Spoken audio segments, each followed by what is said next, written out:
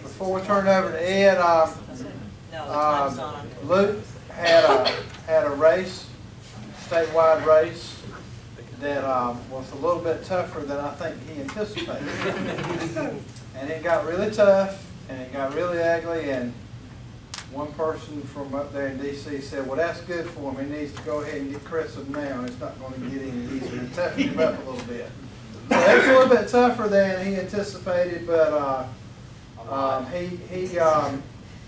think Luke, I'm going to brag on Luke a little bit. I try not to do that, but Luke's been around Mr. Langdon long enough to learn about being a gentleman and how, you know, you want to treat others like you want to be treated yourself. And I think that was a grand experiment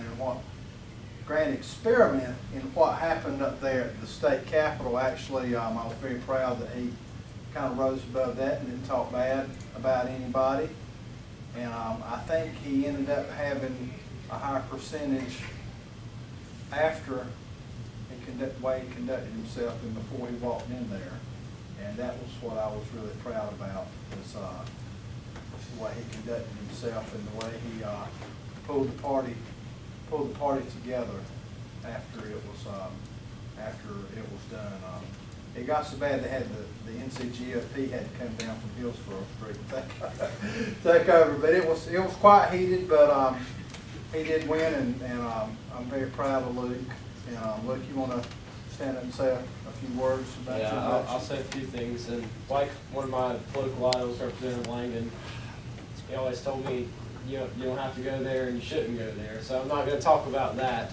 But two things. One, I might be as tall as my dad, but I'm not going to talk as long as he did earlier.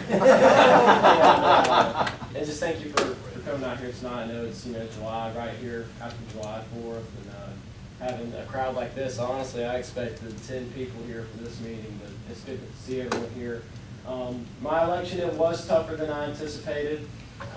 It was actually a lot tougher, like I've already said, but we did overcome, and we did abide by Reagan's 11th commandment, which was not to talk bad about another Republican. And that's something I said that I was going to do, to unite the party, and I believe that that's what I did. But I have 4 things that I want to do as chairman, and one is to grow the party. Last month we started 3 new clubs around the state. Now we have 47 around the state. Now, obviously, it's going to be a tough goal to get to 100 for the 100 counties, but we're going to work as hard as we can, make sure Stancil is our next United States Senator. Diversity outreach, and that's something I wanted to talk about. I decided when I was running that I wanted to start a subcommittee called Diversity Outreach. I feel like it's very important.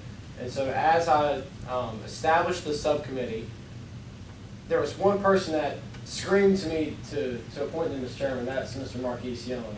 And I appointed him as the chairman of that subcommittee. And we have Dr. Ada Fisher, our national committee woman. Marquise is going to try to find a couple executives from the Durham GOP. We're including females, Hispanics. It's going to be a big committee, and that's going to be my #1 committee this year, is to make sure that we're growing the party and making sure that we are reaching out to all races and all genders. And another thing is, obviously, Teenage Republicans, we are a grassroots organization. 750,000 to nearly 1 million phone calls were made in 2012 for Mitt Romney. And every time I speak about TARS, that's the one thing I always mention, is how the impact that we had for North Carolina when it came down to it. We hit almost nearly 50,000 doors. Now I want to make sure that we're doing twice that for Tom Tillis. I know it's going to be tough, but all you got to do is provide us pizza and sodas. You can ask Chance Lambert from the David Grouser campaign on how well that worked out for us. Patrick Baranowski, our regional field director, back from 2012. And the last thing is to obviously fundraise. We don't ask for a lot of money. I'm not asking you for money right now, but it's to help send kids to national convention. It's almost nearly $1,000 to send one delegate, but it truly is a life-changing experience. You get to go up to D.C. for a week. You get to meet people that I've met by going. I meet Senator Ted Cruz, Marco Rubio, Colonel Alan West, many different stars in the Republican Party, get to go on Capitol Hill and get to roam around and actually hear from, these senators and representatives in real committee rooms. So when they speak to us, like I remember a couple of years ago, we were in the House Judiciary Committee room while they didn't have anything going on, and it was reserved for us. And overall, it's just a great week. Go to Mount Vernon, just different things to do in DC, obviously, but it truly is a life-changing experience. You get to meet people from all across the nation, hear about what they're doing in their states: Washington, Oregon, South Carolina, Mississippi, Alabama, Texas. I mean, all over the country. And my big thing is I want to give out a Jesse Helms Memorial Scholarship to pay their full way, their plane ticket. By the way, the plane tickets and transportation, that's not included. So it goes over $1,000 how much it is, and obviously it's hard for a kid to raise that, but I want to have a Jesse Helms Memorial Scholarship Fund to make sure that they get every single thing paid for them. So I plan to raise $5,000 by the first day of session next year, and I did the math. If every single Republican legislator in the House and the Senate just donates $40, that's all I'm asking, is $40. Senator Newton, By the way, there's also a red button on my $40. That's what we're asking. It's a Jesse Helms Memorial Scholarship. Yes, sir. And it's to send kids to Washington for a week, from a Monday to a Saturday. But that's my goals. I want to make sure that we're growing the party, making sure that we're active in grassroots, making sure that we're going to be able to send people to the national convention every year. Thank you very much. Thank you.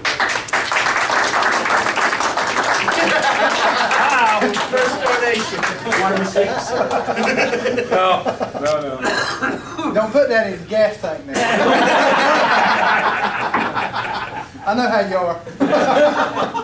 Don't let him do that. Make him mark it down. I just get so many phone calls. Put it in the bank. Luke, I get so many phone calls and letters now that I just don't want one more, okay? Well, you're checked off for the next year, by the way. You're good. All right. Okay.